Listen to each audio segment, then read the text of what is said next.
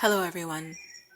Check out the community tab on this channel, as I often link information there when I am not uploading content.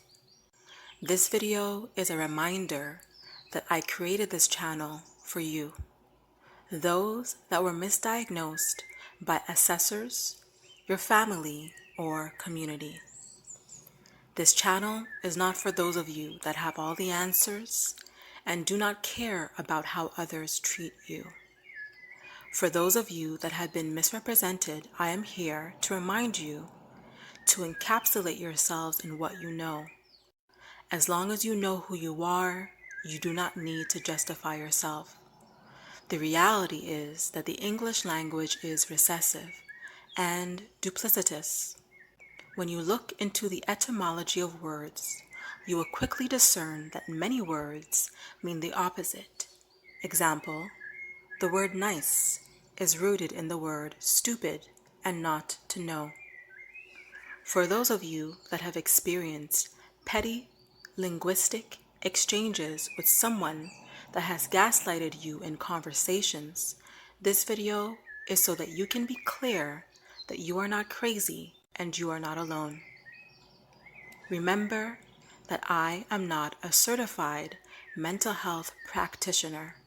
As such, I do not diagnose people, even though I have had my experiences with certain energies.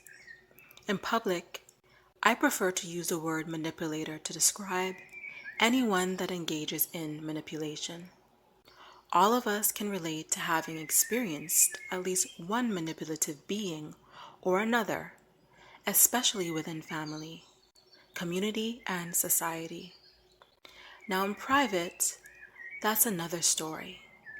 I will use the exact word that Dr. Ramani is known for demystifying and dismantling on her platform to describe those energies and their flying monkeys, if the shoe fits, so to speak. Also, I do not deem that the person that I had this specific misunderstanding with to be afflicted with the disorder that Dr. Ramani is known for discussing on her channel. I do deem that this person believes they have the sanctioned authority to disregard me as they choose. In this video, I will be paraphrasing one of Dr. Ramani's videos she posted on her YouTube channel in February 26, 2021. Dr. Ramani is a licensed clinical psychologist, accredited professor, and author whose academic and consultative work focuses on entitled, antagonistic personality styles in human relationships, mental health, and societal expectations. And in her video, she explains from her professional experience the difference between using the word and versus but with these types of people.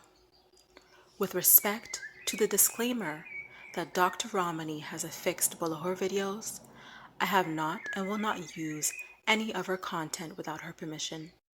I am simply going to paraphrase some of what she said because I was happy to come across a licensed, accredited psychologist articulating what I said in my own video I created in April of 2019 discussing manipulation tactics in the world. And so then you have the verbiage policing where literally I can use an example from my life.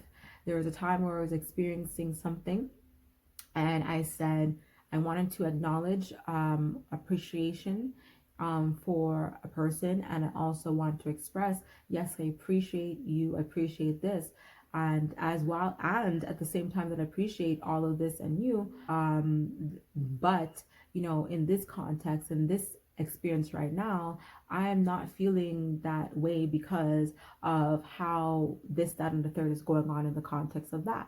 And so later on, when we were having a reasoning about this event, this misunderstanding, the person reflected back to me that, everything that I said up until the point where I used the word but meant that forget everything that I said prior to the word but, because it negates it now. And the only thing that matters is everything that I say after the word but. Not heard, because in that context, I was being seen as symptomatic and bipolar and disordered. So anything I said just meant that I just need to take my medication anyway. But what I was, and see, there's another but. And in that, what I was saying and what I am saying is that I appreciate, and at the same time, in my appreciation, I've had enough. And I already explained that this was going to happen. Now it's happening, and I can't sit here anymore. I can't sit here and be fake. And what I'm here to address for us empaths, you no longer have to feel ashamed about that, because as I keep reiterating, we have psychiatrists, Judith Orloff, and we have psychologist Ralph Smart of the Infinite Waters channel on YouTube, who have, in their own ways and terms, in their books and in their expressions that we've seen, validated that we have the right to get up anytime we want to get up. We have the right to tell it like it is, because there's those times where you have expressed yourself so much. It doesn't matter how sweet, how loving, how kind, how much times you have apologized, and how much accountability, how much transparency you've shown. People who choose to see you through the lens that they want to will continuously just see you through that lens, because that's the only lens that they have. And when they choose, and if they choose to clean the glasses, clean the lens in which they're looking through, then they will have the clarity that they need to be able to see you through your nature and see you as you actually show up in the world. As an empath who has the right to be in your nature, who has the right to have certain moments and to express those moments, and not have it be that you're disrespectful or have any of those types of manipulations come tactics. Now, the following is the paraphrase. But is a word in English. That is what we call a conjunction. It ties together two thoughts.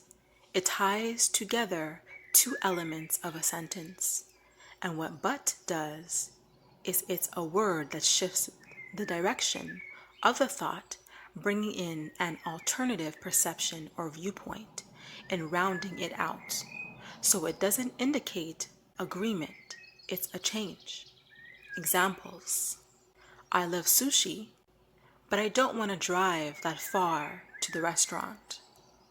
I want to go on vacation, but I don't know if I can because I am saving for a car. I understand your point of view, but I do not agree. So there's something that kind of turns the thought after the but. The word but signifies a level of dissent and disagreement, and perhaps an alternative point of view. It's a word that poses a reason, a rationale, or a justification. And it tells us, guess what? Justification coming up. Examples: not wanting to drive for the sushi or not having the money for the vacation. The but sort of explains the why of it all. So instead, when they say something, you say yes and. Example: I know you want to stay late at work, and we promised your father we would go for dinner. What should we do? You saying yes and might actually push you to find something that is more of a resolution rather than leaving the other person to twist in the wind. Let's try this again. Example: the deadline is tomorrow, and we can't get the documents in time. Is there a way we can get an extension or use a courier? Again, there still may be rage from the other person, and there's also still the possibility of resolution. For example, sending the documents overnight.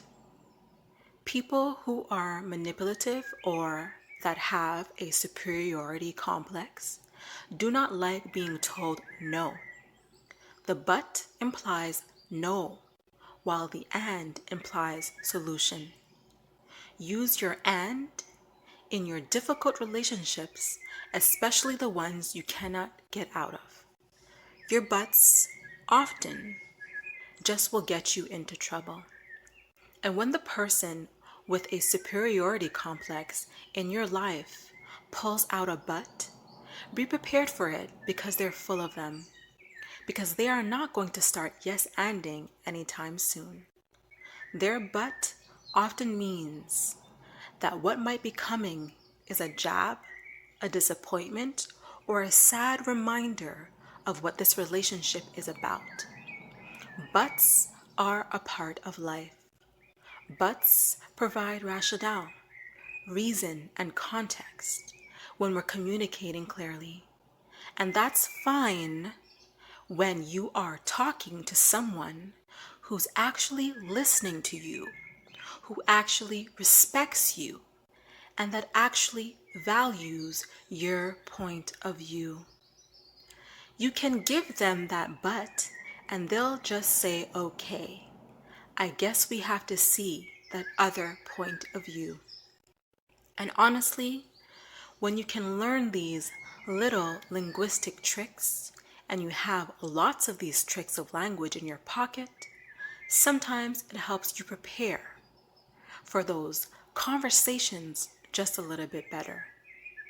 You can accept the relationship as it is and what's going to happen in this relationship a little more realistically.